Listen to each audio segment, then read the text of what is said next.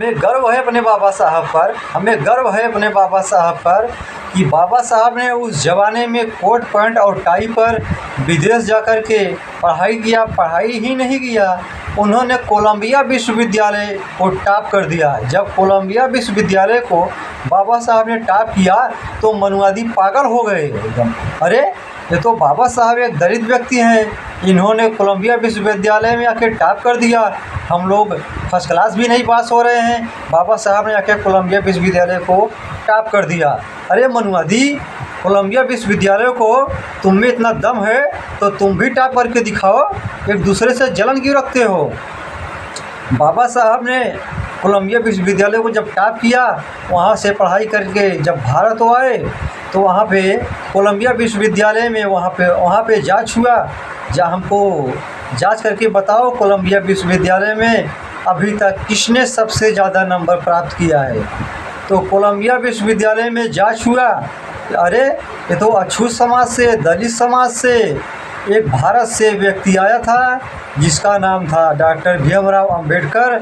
उन्होंने कोलंबिया विश्वविद्यालय को टॉप किया, अभी तक किसी ने टॉप नहीं किया है। तो कोलंबिया विश्वविद्यालय के कुलपति हैरान हो गए, अरे ये कैसा हो गया।